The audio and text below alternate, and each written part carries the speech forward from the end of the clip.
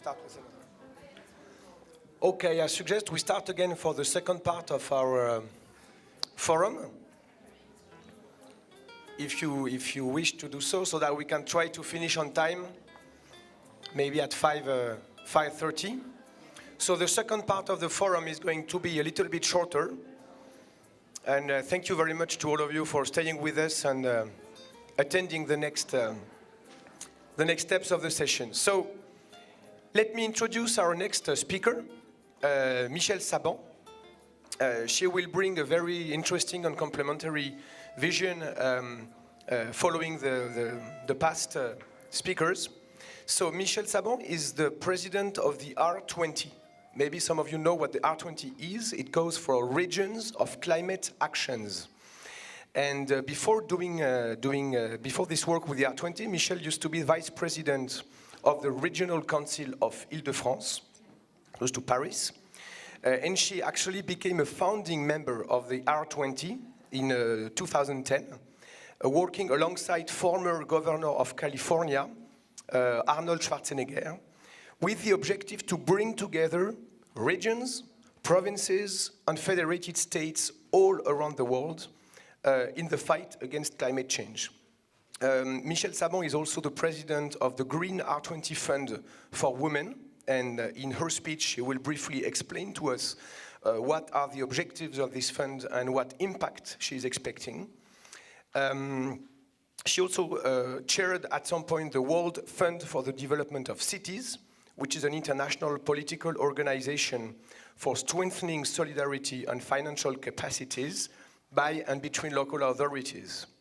And finally, Michèle Saban is a member of the National Institute of the French Socialist Party. So again, a very diverse and rich personal and professional experience. And Michèle, you may join me on stage. Welcome.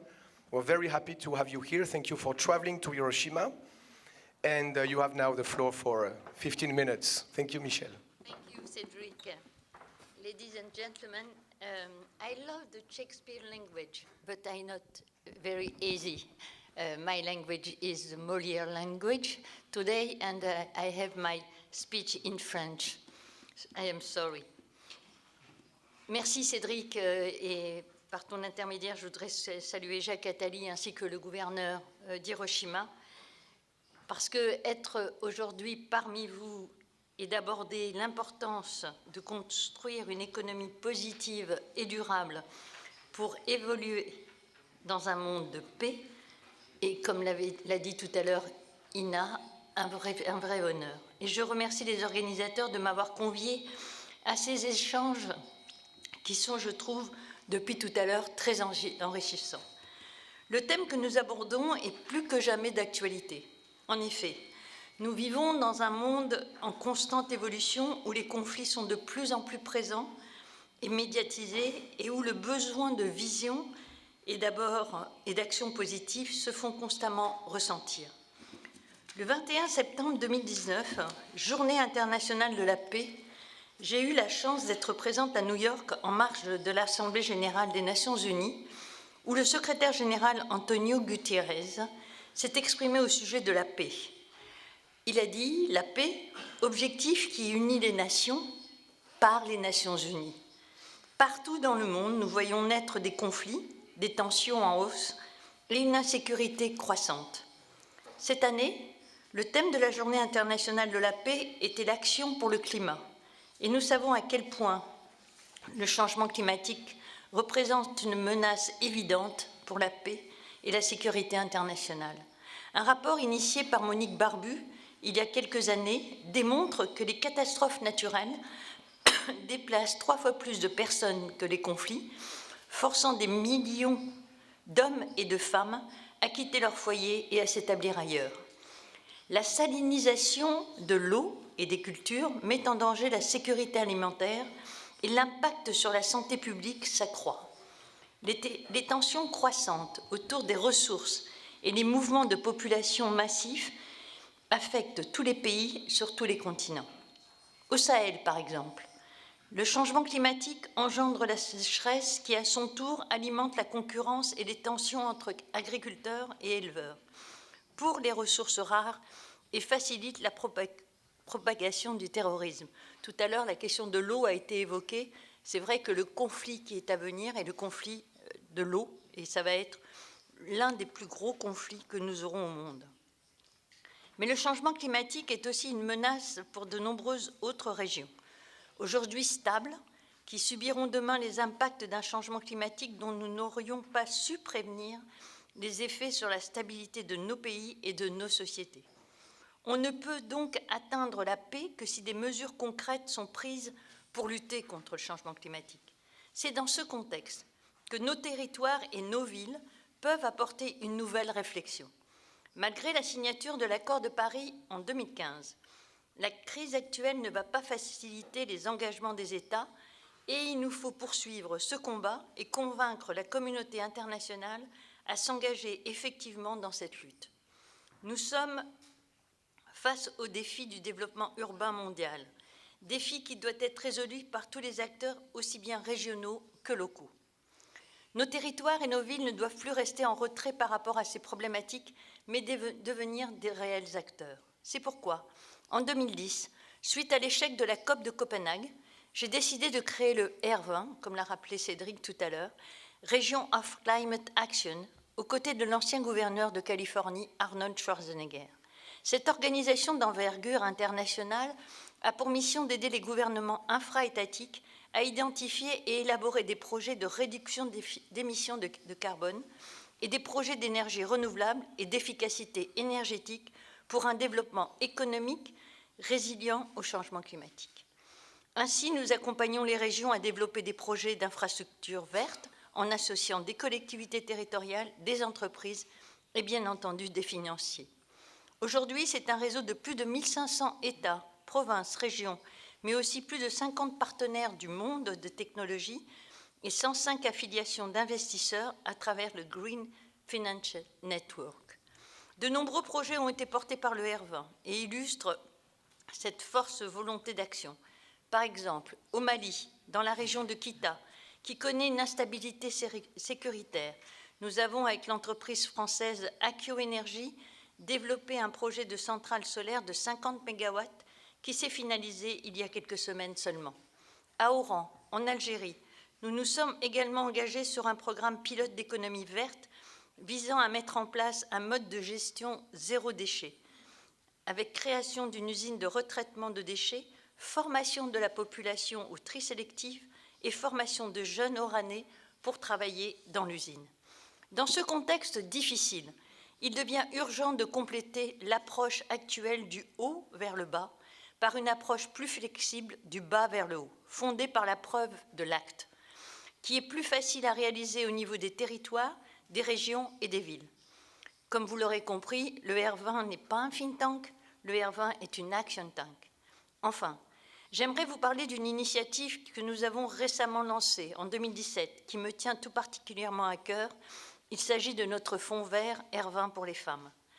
Dans la conjoncture actuelle, je suis intimement persuadée que les femmes ont un rôle particulier à jouer dans la lutte contre le changement climatique et bien entendu et surtout dans le maintien de la paix. Nous l'avons entendu tout à l'heure à plusieurs reprises. Cibler l'égalité des sexes et l'autonomisation des femmes n'est pas seulement important d'un point de vue des droits des femmes, c'est aussi la mise en place d'une économie intelligente et prospère. Les femmes sont des actrices clés du changement et lorsque les femmes et les hommes sont égaux en droit, les économies croissent plus vite et la paix a beaucoup plus de chances d'être assurée. C'est ce constat qui nous a amenés à réfléchir à l'élaboration d'un outil permettant de renforcer les capacités des femmes à œuvrer pour la planète et pour la paix.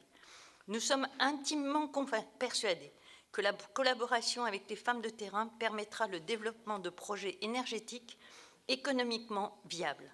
Pour cela, nous souhaitons leur fournir les moyens nécessaires à la création de leur entreprise propre grâce à la mise en place de ce fonds vert. Notre constat est simple. Lorsque les femmes et les filles sont éduquées et formées, la société tout entière en profite. L'objectif du fonds vert pour les femmes est donc d'améliorer leurs conditions de vie, leurs droits, leur santé, leur éducation, tout en les impliquant activement dans la lutte contre le changement climatique et en les initiant à l'économie positive, sociale et solidaire. Et je veux remercier à ce moment précis de mon intervention Jacques Attali de la confiance qu'il m'accorde en me soutenant et en m'aidant à développer cette action un peu partout dans le monde, ici à Hiroshima aujourd'hui, mais nous l'avons fait par ailleurs il n'y a pas très longtemps au Havre lors du LH Forum. Nous avons déjà, grâce à ce fonds, commencé à financer plusieurs projets impliquant les femmes liés à l'agroforesterie, à la gestion de l'eau ou encore à l'éducation, et nous espérons encore en développer dans ce sens. Pour terminer, je voudrais vous lire une citation. Je vous dirai de qui après. Une transition écologique qui ne serait pas socialement juste et élaborée démocratiquement serait vouée à l'échec. Cette citation est de Jacques Attali, parce que face à cette réalité d'insécurité et à la réalité du changement climatique qui constitue l'un des plus grands défis de notre temps, nous devons donc avancer les yeux ouverts et nous devons avancer tous ensemble. Je vous remercie.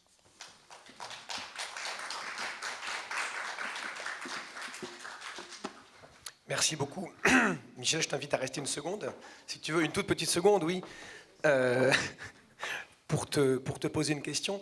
Moi, ce qui m'intéresse beaucoup dans la démarche que tu nous as décrite, c'est ce côté d'implication concrète, avec des projets sur le terrain. Et je voudrais savoir comment tu penses qu'on peut parvenir à faire en sorte que les jeunes générations qui veulent se battre pour un avenir meilleur, au-delà de la partie indignation, qui est légitime, et de la partie révolte par rapport à des conditions environnementales, climatiques, sociales, qui ne sont pas ce qu'ils veulent pour le monde de demain, comment on peut s'assurer aussi qu'ils s'engagent et qu'ils arrivent dans l'action pour faire des projets concrets avec les pouvoirs publics locaux, avec les associations, avec les fondations comme celle que tu crées, pour qu'au-delà de la dénonciation, il y ait une culture aussi de l'action. Comment on peut faire ça et est-ce que ça manque pas un peu aujourd'hui ? Je trouve ta question tombe à point parce que je n'ai pas évoqué un volant du Fonds vert qui sont les institutrices pour le climat. Nous avons constaté que la violence envers les petites filles, enfin les ados surtout, je parle de pays en voie de développement, les filles sont souvent les victimes et souvent très très jeunes. Nous avons décidé de créer les institutrices pour le climat. Je m'explique, au lieu de laisser ces enfants dans les rues, et je crois que tout à l'heure a été abordé par Plantu, je crois, sur les enfants microbes. Notamment à Abidjan, nous allons signer avec la ville d'Abobo, qui est une ville à la périphérie d'Abidjan, un partenariat pour pouvoir former une centaine de jeunes filles, des ados, on va dire, pour qu'elles puissent aller dans les villages avec leur dialecte, leur savoir-faire, parler aux enfants sur l'action climatique. Alors, il y a deux sujets là-dessus, parce qu'il y a deux réponses à ta question. La première, c'est de leur rendre de la dignité, parce que ces filles sont abandonnées à elles-mêmes, souvent, pour la plupart, elles sont même orphelines. Et la deuxième chose, c'est de créer un mouvement d'action. Alors, c'est vrai que nous avons le mouvement très européen de l'autre côté de la Méditerranée avec Greta. Bravo, très bien, je ne vois aucun inconvénient. Mais il faut aussi nous adapter dans les continents dans lesquels nous nous trouvons pour aider les autres. Et je crois que l'ensemble des civilisations sont telles et différentes aujourd'hui que nous avons besoin des autres. Donc, pour mettre ces jeunes dans l'action, nous avons décidé de créer des institutrices pour le climat. Alors, j'attends tout de suite ta question, tu vas me dire que les filles ? Et pourquoi pas les garçons ? Parce que les garçons aussi. Non, il y aura bien sûr... J'ai souhaité l'ouvrir aux filles parce qu'il y a un vrai sujet. Grâce à Économie positive, j'ai assisté à l'intervention du médecin prix Nobel Denis Mukwege. À chaque fois, je n'arrive pas à le dire, mais c'est pour moi... je crois qu'il était avec Ina lors de cette intervention au Global Positive Forum. Au Global Positive Forum, tout à fait. Et je lui ai dit, mais qu'est-ce que vous faites après de ces filles que vous avez réparées ? Il m'a dit, le drame, c'est qu'elles repartent à la rue. Et on est dans un processus qu'on n'arrive pas à arrêter. Et l'idée de créer des institutrices pour le climat donne du sens, je trouve, à notre combat commun. Merci beaucoup pour cet éclairage complémentaire et merci pour ton témoignage, Michel. So I'm switching in English again, and it's now my pleasure for the final sequence of this forum to welcome Keiko Ogura-san, who is a Hibakusha, an atomic bomb survivor. She was 8 years old on August 6th in 1945, when the United States dropped the little boy atomic bomb on Hiroshima. She then married Kaoru Ogura, who served as director of the Hiroshima Peace Memorial Museum. And after his death, she took up the mission to spread knowledge about the bombings and keep the survivors' stories alive. And of course, in this forum today, talking about positive economy and peace, it's extremely meaningful, and it's a great honor for us to have this testimony and to have Ogura-san with us. She established the Hiroshima Interpreters for Peace and published several books, and I really would like to thank her very much for being with us today. And now I invite Ogura-san to join me on stage for her speech, please. Please, you can join me. And we can greet her. Yes, please.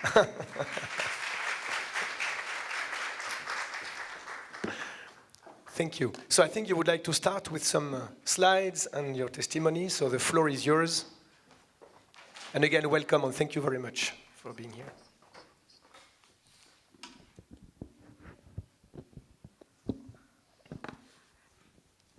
皆さん、こんにちは。たくさんの方に広島の被爆者の一人である私が話をさせてくださるこんな機会を得まして大変嬉しく思います。それに今ミシェル・サバンさんのお話に痛く感動しました。女の人ってパワフルだねっていうこの言葉なんですけれども、やっぱり何ヶ月か前にアイキャンのフィンさんいらした時にお互いにハグしながら「女って強いわね」というようにささやきあったことがあります。私は今82歳です。で原爆が落ちた時は2歳でした。でごめんなさい8歳でした。ということは皆さん方に8歳の目を通して74年前に広島に何が起きたかを見ていただきたいと思います。これは原爆が落ちて2ヶ月、東西南北の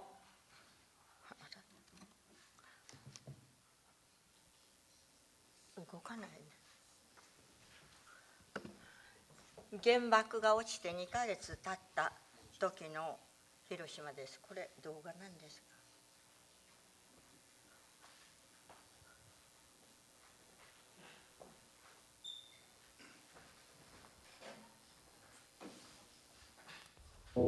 はい。四方東西南北の4枚の写真をアメリカから送られまして、それを前の白川の館長さんがつないで動画にしてくださったものです。西の方からこの白く見えるところが南、海に面したところですね。この広島を私は原爆が落ちた次の日から毎日のように見ました。本当に海岸に至るまで広島のすべてが壊滅していました。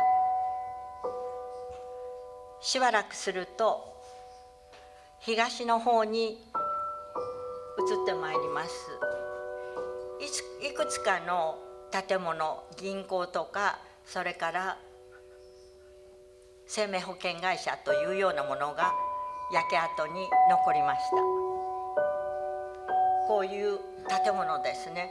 この建物の後ろが広島の繁華街、中心地です。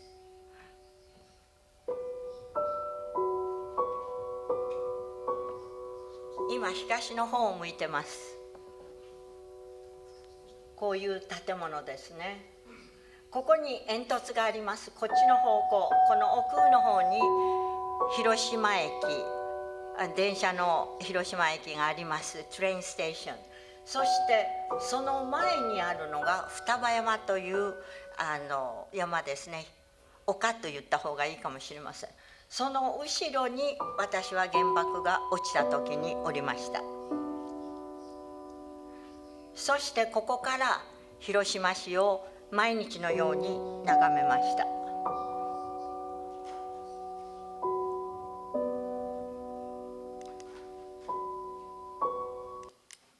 これが広島市ですね。その当時私がいましたところはここです。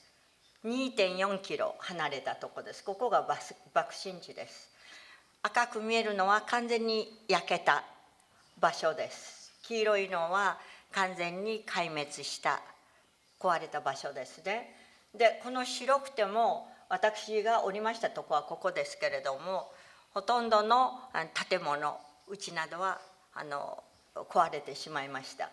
で私は原爆が落ちるその数ヶ月前はここの24ってありますけども、つまり爆心地から1キロのところに住んでいました。1キロというのはほとんど 60% の人たちが亡くなったところなんですが、私が生まれたのはここ、そして小学校に入った時6歳の時にここに参りました。である日私の父が私たちはすぐに引っ越ししなきゃいけないっていうので、どこへというとここですね。牛田っていうとこ、牛っていうのはそれから英語で言えばカウですね。田っていうのはライスフィールドで、いやだそんなとこ行かない、私はシティガールよというシティガールと言いました。どうしてかというとここが平和公園ですけれども、ほとんどこちらに母と一緒に来たりしました。そしてここにいながら多くのたくさんの人たちがこの小さな牛田という町にやってくるのを見ました。この川はたくさんの人たちが火に追われて土手から川の中に飛び込んで、また川のそばの人たちは川の中に入って、あっという間に川は亡くなってる人もうそれからすでにもうすぐ亡くなるんじゃないかという人たち、また生きてる人たちも、あるいはその時見ました馬なども流れてきました。引き潮の時には上流からたくさんの痛い怪我をした人たちがここへ流れていき、満ち潮になった時また海から元に戻るという状況でした。でこれが平和公園の中心地ですね。その当時私は8歳でしたので、9歳から12歳、つまり小学校の3年生から6年生は田舎の方のお寺にみんな疎開をしなきゃいけなかったんですが、そういう子どもたちは田舎に行ってましたけれども、13歳から15歳、つまり中学校の生徒たちはどうしてたかといいますと、町の中で働いてたわけですね。ここが平和公園のあるところですね。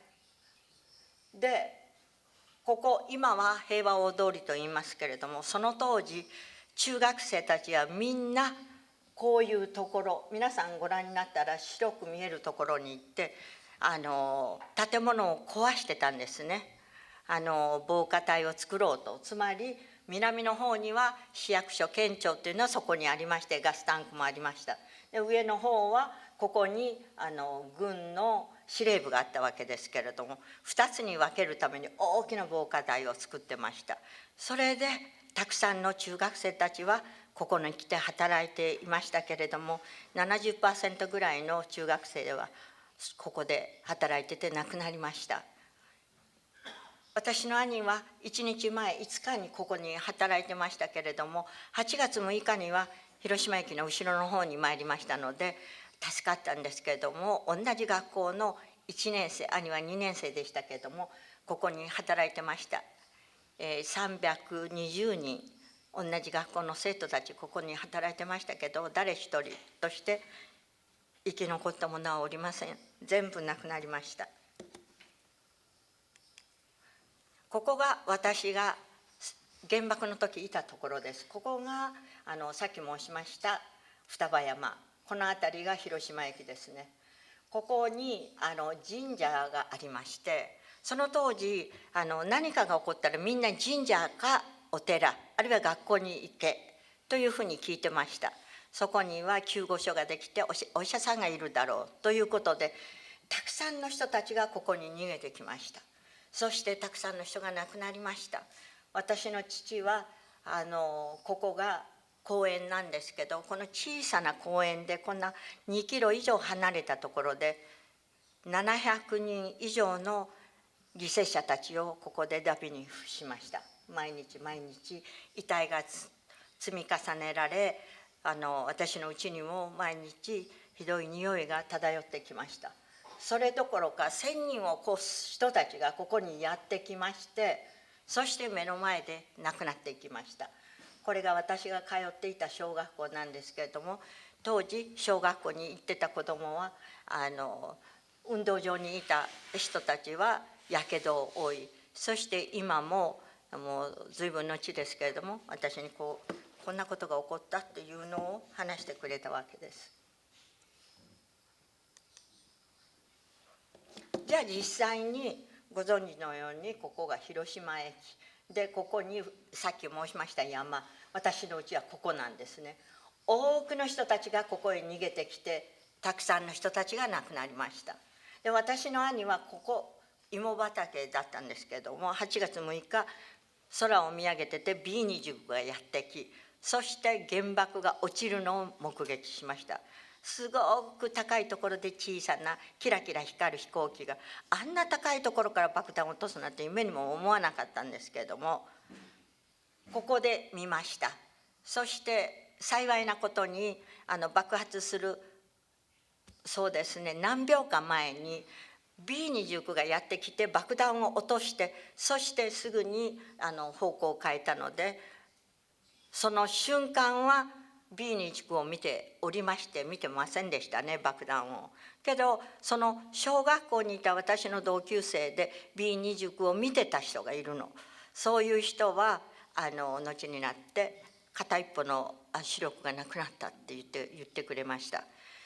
こういう状態で私はここから広島をずっと眺めていきました。毎日毎日いろんな人がやってきて、そして目の前で亡くなっていきます。どうしても心の傷っていうか忘れられないことが一つあります。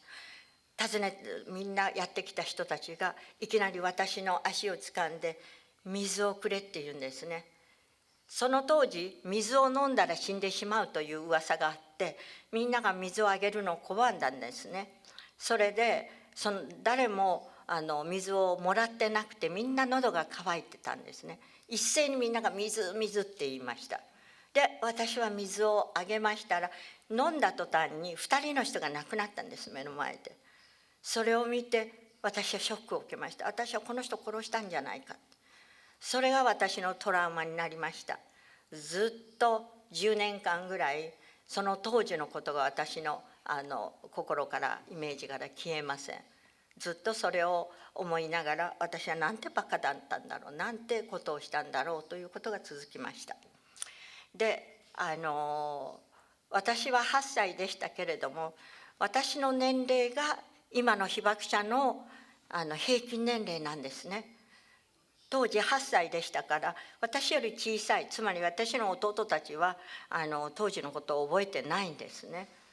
ですから今一番困ることというか心配なことは、私82で頑張ってやってきてるけれども、一体被爆者の人がこの世の中からいなくなったらどういうことになるんだろう。これからの人たちにどんなに当時のことをどんな思いで伝えることができるんだろうかっていうことを思います。ですからそれが一番の心配で、私たちは今すぐ何かをしなきゃいけない。何かっていうことは、実際に起こったことをお知らせするということです。そして今日もお話を聞きましたけれども、いろんなアクションが起きていますが、ここにいらっしゃる方たちも次のステップ、皆さん方で皆さんにおできになるアクションを起こしていただきたいと思います。じゃあこのくらいにさせていただきます。いいですか。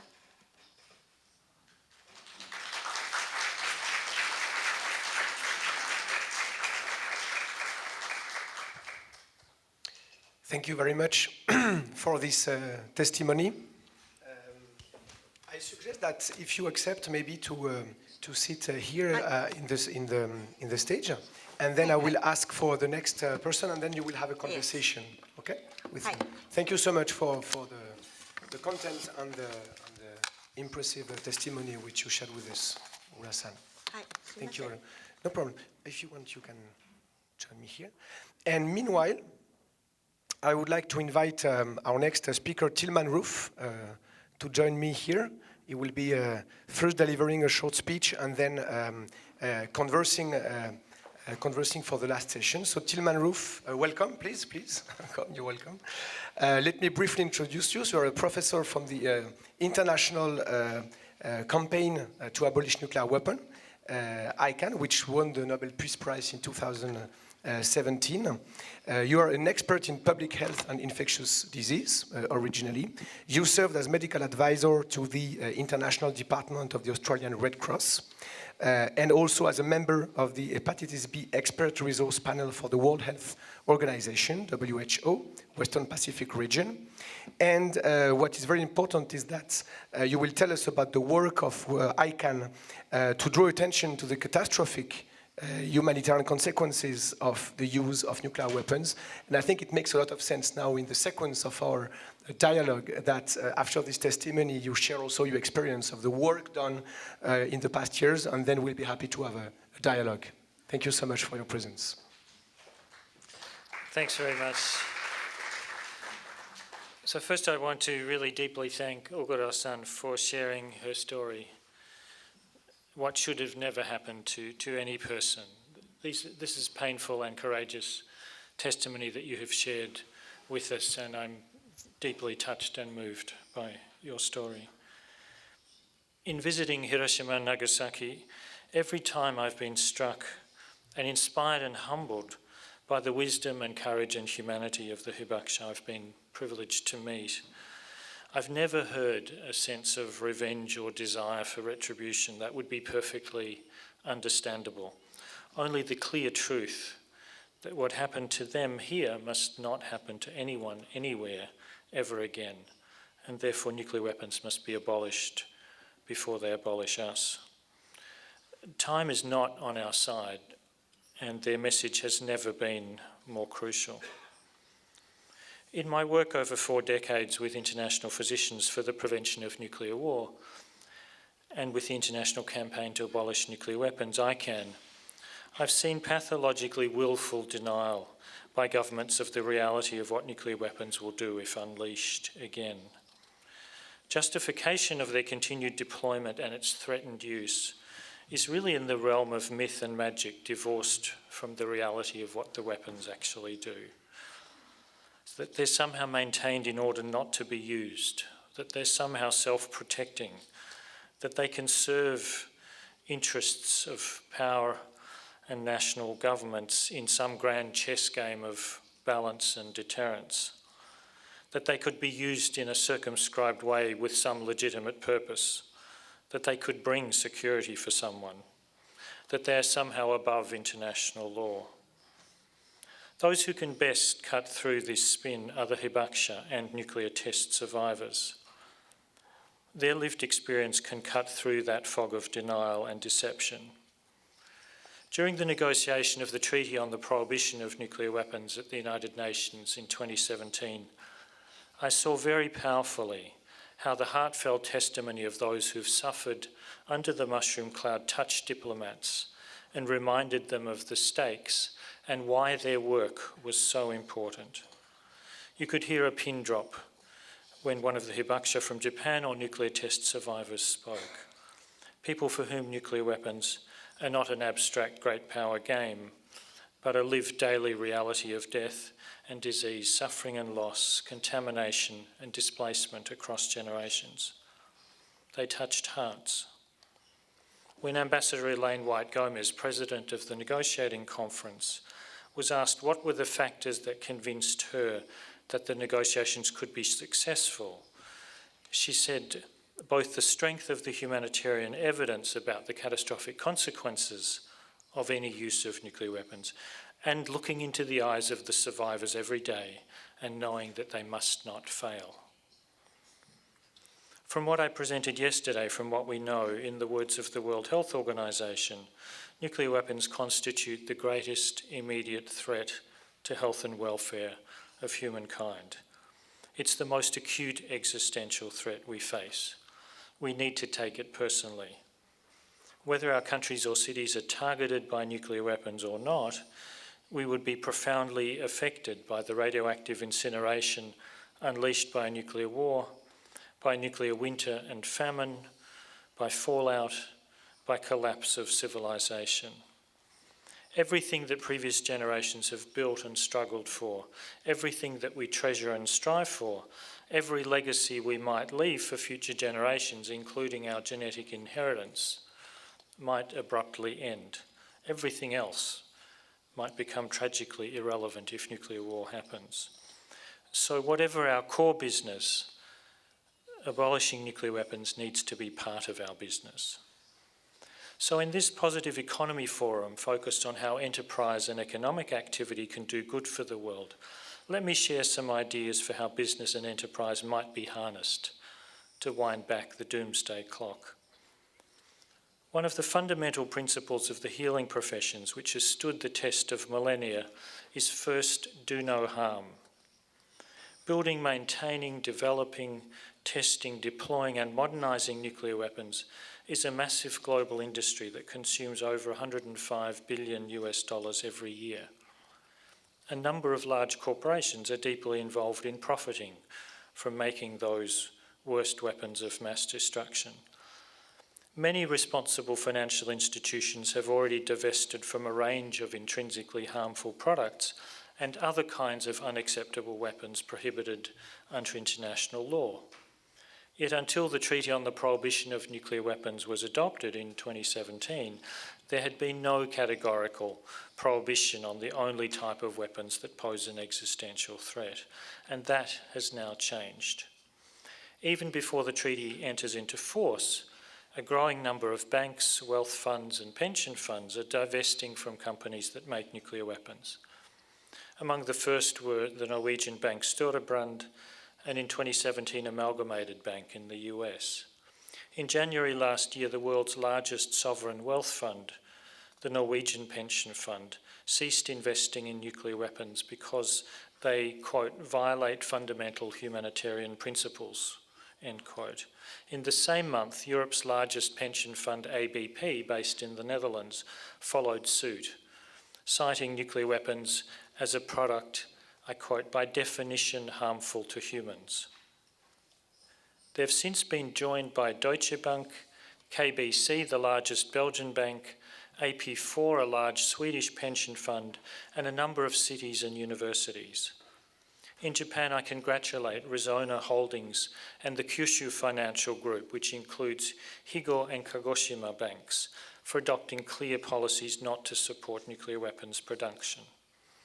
ICANN's new Don't Bank on the Bomb report, released just a few days ago, documents that in the past year 14 new financial institutions have excluded nuclear weapons funding from their portfolios, removing a total of 1.6 trillion euros from such investment. I think all banks, pension funds and financial institutions should now divest forthwith from manufacture of nuclear weapons. They need to hear from their account and shareholders. If they don't adopt ethical policy on nuclear weapons, we should move our money elsewhere. How many of us actually know at this moment whether our bank or pension fund invests in nuclear weapons? If we don't know, we should ask. We should encourage good policy, and if there's continued unethical investment, we should move our money. Secondly, every organisation, including business and commercial organisations at this crucial time, should make doing good for people and the planet a part of our business, and that's what this meeting is about, and this needs to address both the what and the how of what they do. And the SDGs, of course, provide an excellent blueprint and widely agreed guide we can all get behind. Two areas, it seems to me, of particular relevance to Japan are the SDG focus on building peace and security and SDG 7 Goal 7, ensuring access to affordable, reliable, sustainable and modern energy for all, with targets to boost energy efficiency and renewable energy.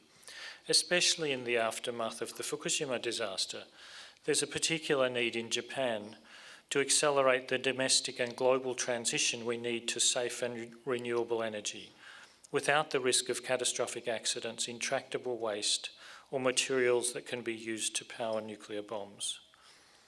Thirdly, individuals and businesses can not only do good themselves, but invest in helping others to do good. I need only to think in my field of global health of the seminal and hugely influential philanthropy of the Rockefeller brothers, and more recently of Bill and Melinda Gates and Warren Buffett, who've transformed the global health world, especially in immunisation, and dramatically expanded what is possible. Solving the most acute existential threat by eradicating nuclear weapons is a precondition for solving every other problem, yet no major philanthropic individuals or organisations have yet stepped up to fund that work on the scale needed. From its founding in Melbourne, ICANN has benefited enormously from the generosity of Eve Cantor and Mark Wooten and their extended Cantor family that enabled us to kickstart and launch the global campaign that became ICANN from Australia. Their initial and continuing support has played an absolutely vital role in the success of ICANN as a global campaign coalition and the principal civil society partner for the governments that negotiated and adopted the historic UN Treaty on the Prohibition of Nuclear Weapons.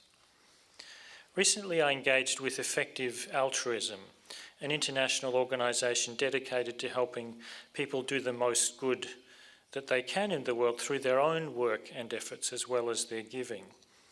Their yardsticks for decision-making are very similar to the public health-based criteria that helped me to focus on nuclear weapons elimination as the goal for my life work.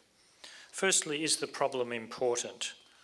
There can be no argument that the most acute existential threat to humanity and the planet is an important challenge. Is the problem solvable? Do we have the tools and knowledge to address it effectively?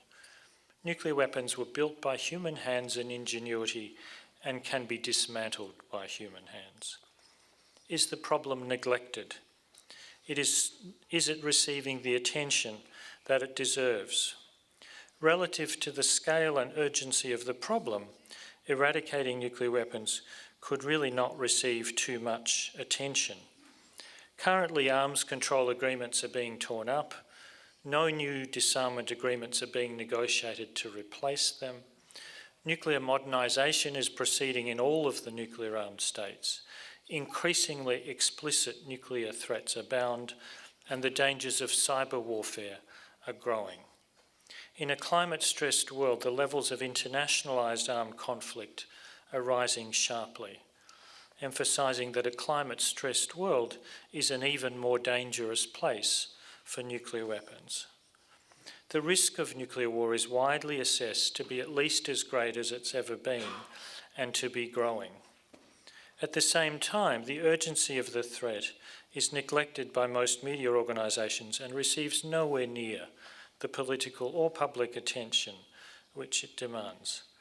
Organisations like ICANN operate on meagre financial resources, and the collective power of enterprise is mostly absent from reducing nuclear dangers. While these existential dangers of our own making of unchecked climate disruption and risk of nuclear war are grave and daunting, the flip side of that challenge is that there has never been an opportunity for any human generation to do so much good for ourselves, for our descendants, for the very future of humanity and life on Earth, to quite literally save our world. I can think of no better way to commit one's life and work.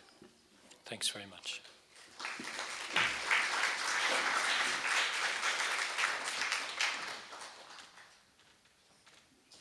Thank you very much to both of you. Before we start, maybe taking a couple of questions from the audience, because some of you may, we've been going through a lot of speeches, a lot of exchanges, roundtables, and I'm sure some of you would like to ask some questions, either to our two panelists now, or maybe reacting to some of the other speeches which were done earlier during the forum. But just before, I would like to ask you maybe one question, each of you, if you accept. Ogura-san, you have been sharing your personal experience for a very long time, which is very honorable. And again, we appreciate very much this, with a lot of people, all ages, all generations, coming from so many countries in the world. So I have one question. What is the question they most often ask you after you share your experience? And is there any surprising question which maybe some people asked you in the past? How can people react to that when you didn't experience it, but you are in contact with one person who conveyed the message of what it meant? はい、一番最初に驚きましたのは、1980年代にアメリカに行った時に、稽古コングラチュレーションとまず言われたんですね。私たちが原爆を使ったからあなたは生きてここに来られたと。原爆を使ったことは大変良かったと。150人ぐらいいた聴衆の中でそういう質問が出たんです。どうしてと私が質問しましたら、もし原爆を落とさなかったら日本は戦争をやめてないし、あなたも生きてはいなかったろうと、そういう話だったんですね。その時は 100% の人が原爆を落としたのは正解であるという感じでした。それからどんどん若い人たちが広島にやってきて考え方が変わりました。で、一番印象に残りましたのは 2,3 年前にアメリカに行って、市長さんがカリフォルニアで第二次世界大戦を知ってる人に話をしてくれと言われましたので、話をしましたらいきなりみんながすごく泣き始めたんですね。70代、80代、90代の人が。で、私を抱きしめて涙を流しながら、知らなかったっておっしゃるの。何にも知らなかった、初めて聞くと。初めて聞くは何かっていうと、まだそんなにいろんな悩みを持ってる人がいる。もうすでに原爆を落とされてしばらくしたら全ては終わったのだろうというふうに思ったというふうに思われました。それで知らなかったから、これから私は子供に話し、子供は孫に話す。私は今車椅子に乗ってるから、使ってるから日本に行けない、広島に行く人たちが羨ましいという80代、90代の人に会いました。それが一番の驚きと、先ほどの一番多い質問は、広島の人、長崎の人はアメリカ人、イギリス人、オーストラリア人、そういう人たちを憎んでいますか。それが一番多いんです。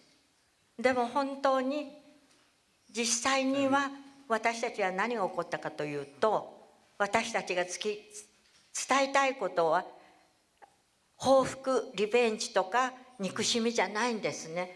世界の人が私たちが知ってるこの悲しみとか苦しみを絶対味わってはいけない。そのために何かをするという、何かを私たちがしないんだったらなんで生き延びたのか分かんないんですね。たくさんの人が自分の子供ですら死にながら、まだ生きてるのに助けて助けてと言いながら死んでいったその人たちの顔が今でも思い浮かぶ。だから私たちは初めは自分を恨んだんですね。なんで生き延びたかしらって。だからそのことを思うと、私たちは何かを失わなきゃ死ねない。でももうだいぶ年を取ってる。どうしましょう。でも今日はちょっと元気づけられました。たくさんのいろんなプロジェクトが起こりつつある。でも遅いんですよ。なんて長い間核兵器があるんでしょう。毎年私は川を見ながら、川の中を流れていった人を思い浮かべながら、どうしてまだこんなにたくさん核兵器があるの。数が少なくなってもダメなんですよ。そうじゃなくて、私たちは核兵器と一緒に生きてはいかれない。あるということがもう罪だと思います。いくら使わなくてもあることそのもののために私たちは頑張りたいと思います。Arigato gozaimashita. Thank you so much for this very accurate answer. Thank you. And you say that now you feel more optimistic in a way because you see all these projects. But still, and I think it's very good, but still, Tilman, you told us that there is this continuous denial. So I'm sorry to ask the question, but how do you analyze this? How do you analyze this continuous denial? Of course, in your pitch, you also underlined a lot of very interesting initiatives, and you even illustrated how the business sector becomes a positive actor and an actor which can contribute to change. It's not only a matter of political decision. It's not only a matter of United Nations and international global cooperation. It's also a topic which has to be owned by economic actors. So this is very positive. But still, there is this denial. Could we say today that maybe you find more positive answers and will on the side of the business sector than on the side of the political world? I think nuclear weapons continue for a range of reasons, but they've become very much embedded in the political power machinations of powerful nations, and a lot of it is very primeval, very toxic, dysfunctional, masculine thinking that the most powerful states need the most powerful weapons that completely ignores the evidence that these can't be used in any meaningful way to discriminate, and these are essentially global suicide bombs if their use is initiated and escalates. There are very large constituencies of vested interest in bureaucracies, military and civilian, in the companies that benefit from those huge expenditures. But around the world, the vast majority of people in every country where there's data, with the one exception of Pakistan, the overwhelming majority of people want their country to negotiate to get rid of nuclear weapons, want their country to join the Nuclear Weapons Prohibition Treaty.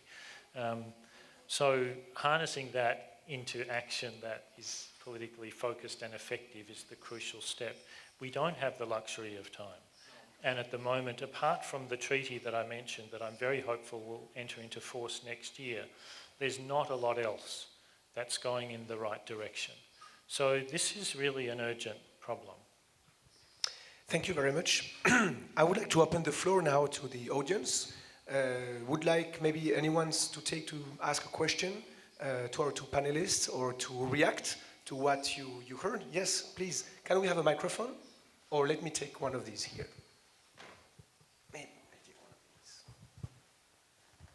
And if you can briefly introduce yourself, say who you are. ですね、小倉恵子さん、1年ぶりです。お久しぶりです。ティルマン・ラフさん、昨日は素敵な講演をありがとうございました。ですね、地球を愛する真実の愛、エロスの杉本千恵美です。私は環境問題に取り組んでるんですけれども、自分自身の心の平和のためにと、やっぱり環境問題のために戦争はやっぱり世界の中からなくなってほしいと思ってるんですよ。で、そうした時にいろんな人がいろんな努力をされてて、核禁止条約に署名をした国も72カ国にも増えて素晴らしい成果を生んでると思っているので、このまま一気にその道が進んで開けて進むといいなと思っています。で、その中で、ここは国際平和のための世界経済人会議なので、経済的な面で世界平和がうまくにつながる流れができたらいいかなと思うんですけど、先ほどのお話で銀行の話が出たんですけど、今私はあまり預金ないんですけど、自分が預けてる預金を例えば武器を作っている会社に融資しないでくださいとか、そういうのってできないかなってちょっと思ったんですけど、今あるかどうかわからないですけど、今あればそういうこの銀行はそういう取り組みをしてますよっていうのを流していただければ、多分世の中には、戦争をしたくない人の方が多いと思うので、協力していただけるんじゃないかなと思うんですけど、いかがでしょうか。Thank you very much for this question. So about the accountability of the finance sector on the banks, but You already started answering the question, so maybe you can give some more details about it. I think it's already starting to happen, but until recently, banks could say that these are not prohibited weapons under international law. They can't say that any longer. I think pressure from the public, from their consumers, their customers, their shareholders is important, and some have responded because of that. Others have responded because they see the writing on the wall with the treaty about to enter into force. One thing that could really help that along is strong national implementing legislation to implement countries' commitments under the treaty, which includes a prohibition on any form of assistance for threat or threatened use of nuclear weapons, which could potentially expand to financing, certainly in the public sector. But I think social pressure, stigma, public pressure that these are unacceptable weapons that nobody should profit from or invest in, consumer pressure, public activity has a lot to contribute. Thank you very much for this answer. Is there any other question in the audience? Someone who would like to react or to suggest another comment? Yes?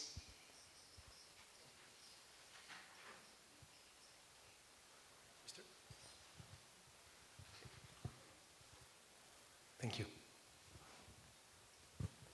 広島と世界を結ぶ子ども文庫の柴田由紀子と申します。私は思いますのに、やはり今は、つい先日も北朝鮮がや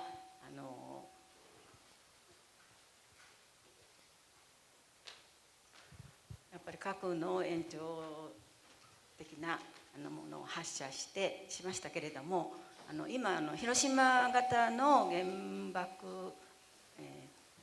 より何十倍というね威力のものができております。それはやっぱり科学者が協力してできたものですね。で、私もがいつも思っておりますのは、科学の発達というのは人類の幸せのためにこそねあるべきだと思っています。それが今は兵器を、一部の科学者とは思いますけれども、やはり兵器がどんどん性能が良くなると申しますか、作られていく。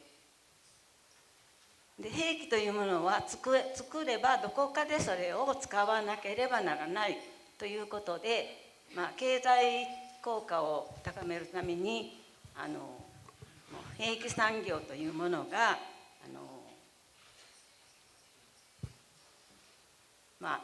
世界的にも、それぞれの国でも経済を潤すといいますか、そういう役割を果たしているので、経済ということで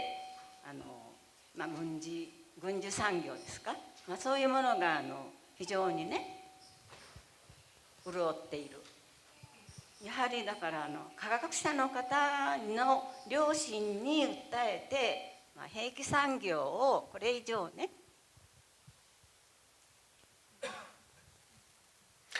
Thank you very much for this question about the role of the scientific community. あれですからまたまりませんが、とりあえず兵器産業ができないような、資金的な面で先ほどから話が出ておりますけれども、やっぱり科学者の良心に訴えたいと思います。Thank you very much. So maybe about the first question, which is about the role of science. Maybe Ogura-san, you would like to say a word about that.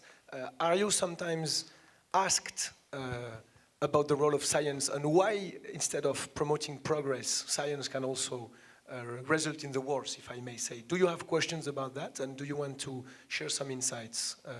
Then maybe Tim Andrew, if you'd like to answer as well. 私たちが戦わなきゃいけないっていうのはリーダーたちですね。科学者もあるいは政治家もですね、私たちがいかに素晴らしいリーダーを選ぶかっていうんですね。一人一人の科学者はこんなことしてはいけないんじゃないかなと思いながらも、その科学者がこれを作ろう、これを使おうというふうに決めるから、私たちにとっては素晴らしい科学者にしろ政治家にしろリーダーが必要だと思うんですね。リーダーたちの心に訴える何がインパクトあるか、実際的なものか考えていきたいと思います。どうでしょう。Thank you. Tilman Roof. I think it's a huge issue of so much of the world's scientific and technical and engineering capacity is utilised for destructive purposes. It's a huge issue, and of course many scientists will tend to go where the scientific interest, the career opportunities and the money is. And we need very strong ethical norms to counter that, but that's difficult, and so far we haven't done very well. I think there's some very good examples in relation to the development of so-called lethal autonomous weapon systems, which are not yet deployed by any nation.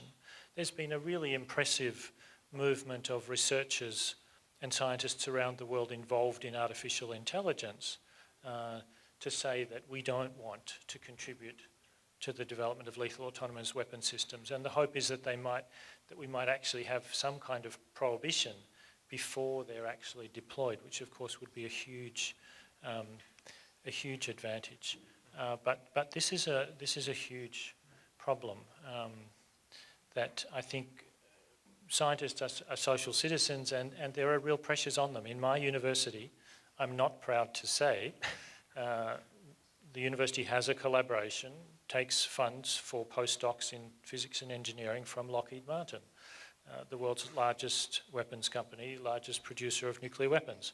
The university is very sensitive to the movement of staff and students hoping to change that. But it seems to me that all of us have engagements and opportunities to try and make sure that our universities and other institutions don't collaborate with companies that profit from making the world's worst weapons. But given the power of the resources involved, this is a difficult task, but an absolutely important one. Did you have another message you wanted to share just before we close? Before we close, there's one thing I really must do, and I thank you for the opportunity, and particularly following on from the lecture about Nobel diplomacy. ICANN was awarded the Nobel Peace Prize in 2017 for two reasons in the citation. One was for spreading awareness about the catastrophic humanitarian consequences of any use of nuclear weapons, and for its groundbreaking role in the treaty on the prohibition of nuclear weapons. The prize, of course, gives enormous recognition and encouragement to all of the people and governments who work and who continue to work for that end, and I really hope that we can live up to the kind of potential that was discussed. But I do happen to have a Nobel medal in my pocket, and being in Hiroshima, I have to share this with the person who really deserves to share it. This is a very important moment.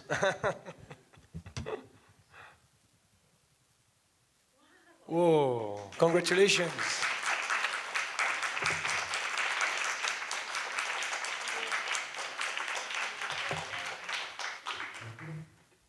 Thank you very much for this very nice moment and very nice initiative. Ogura-san, do you want to say a word? Or do you want to say a word or a closing comment? 今日ですね、私本当に嬉しいです。どうしてかっていうと、私が死ぬまでみんな被爆者を持ってます。80代になっていつ死ぬかって、本当に友達が毎年毎年亡くなっていく。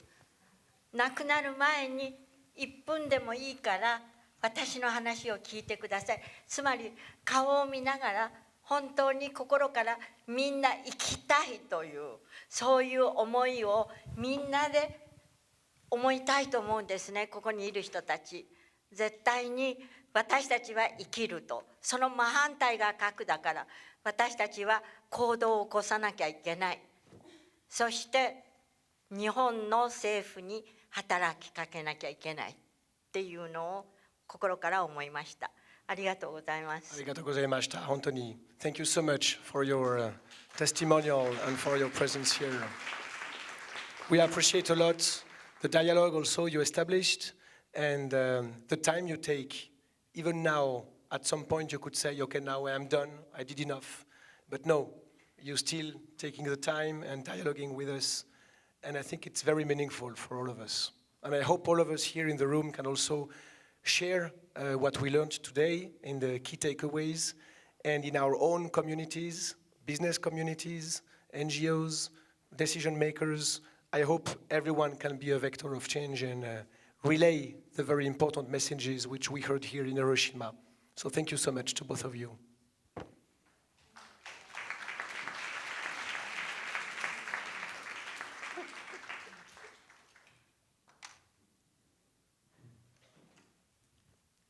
So let me say a brief word to close the forum. I think it was a very diverse and rich period of exchange with a lot of people, again, from very diverse cultures. Mr. Governor, do you want to say a word, or shall I close? Yes? Okay. So I think every one of us will go back and will live with his or her own takeaways and key messages. Let me maybe share some of them with you. First, I'd like to underline this message that positive economy is everyone's business. It's not only for social activists. It's not only for NGOs. It's not only for public decision makers. It's not only for individuals, committed individuals. It's really for everyone. And I think that as we took time to write in the books and in the report, which we drafted for President Hollande in 2013, we really try to demonstrate why it is in our own interest, each of us, all of us, to take care of the interests of future generations. This is what we call rational altruism. It makes a lot of sense to take care of the interests of future generations, and indeed everyone has a role to play. That's my first point. The second point I would like to share with you is that there are many types of wars and conflicts, and this is what we learned today in the various speeches, and I think it was extremely inspiring from that point of view. We cannot only look at wars as the typical war between nations. There are so many conflicts, personal conflicts, collective conflicts, inside countries, inside civil societies, which contribute to generate violence and which contribute to generate issues at individual and collective levels. So I think we have to remember that all these different types of wars and of conflicts need to be tackled and need to be addressed. This is how we can hopefully, like Ina Shevchenko said, achieve justice for all. That was the second point. My third point, and this is something which is very much connected to the two previous points, is that we definitely need to establish new alliances, new partnerships involving all stakeholders, because peace building and because positive economy is everyone's business. Of course we need the United Nations. Of course we need the Nobel Peace Prize. Of course we need the G7 and the G20. And when we did all this work with the Positive Economy Institute last year in Buenos Aires, in Argentina, bringing to the leaders of the world a series of 20 proposals for a better world for future generations. This is precisely what we want to do, leverage platforms of institutional leadership. But still we have, beyond this, we have to build other partnerships because they are the way forward, hybrid partnerships. And then my last point is that we need to foster positive commitment from all. Being committed is not only about saying how difficult things are and how negative things can be, but being committed is also about underlining and emphasizing the positive testimonies and the positive actions which are taken every day in the world by foundations, by committed individuals who keep using their time and their skills to promote peace. So I think that definitely working on this notion of a positive citizenship for corporations, for cities, for individuals is something which is extremely meaningful, and we have to keep advocating for it. To conclude, it is my hope that from this year's experience on this first edition of the Positive Economy Forum here in Hiroshima, we will be able to go even further, and we will be able to maybe use the next forums with the political will and commitment of the governor and of the teams to not only have forums with testimonies and speeches, but also maybe forums which will be able to end up with concrete alliances and concrete partnerships to work on concrete actions and concrete projects everywhere in the world to change the paradigm and to advance a more positive economy. And lastly, it's also my hope that in the framework of the very good and ancient relationships between France and Japan, between our two countries, I hope that this culture of dialogue and cooperation and mutual respect and mutual understanding is an asset for future generations, and I think it's our business all to maintain this for the future. Again, thank you so much for inviting us today, and thank you everyone.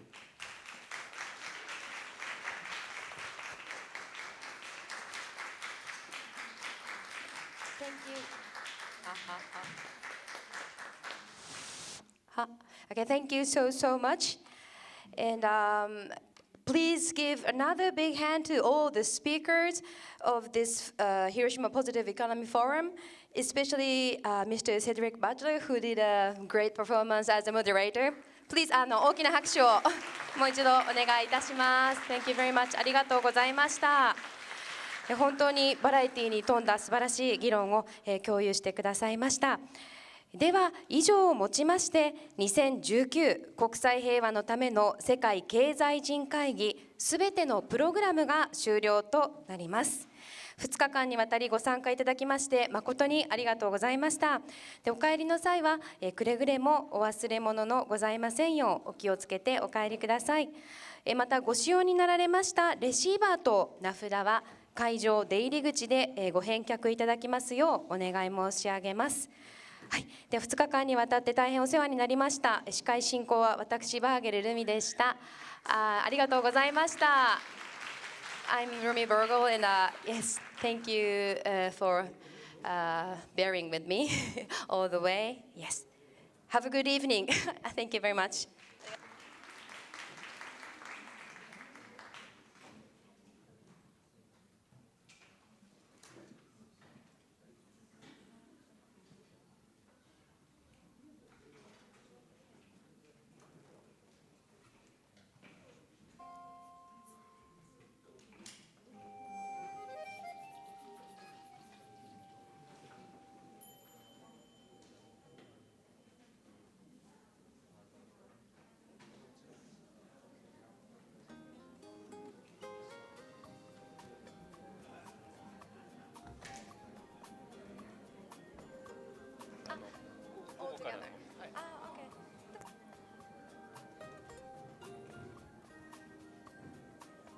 はい、ではこれからですねこの広島ポジティブエコノミーフォーラムに参加いただきましたすべての皆様に、ロビーで記念撮影を行っていただきますので、よろしくNo, sorry. On the stage. Okay, we are going to take a picture, special picture. All the members, who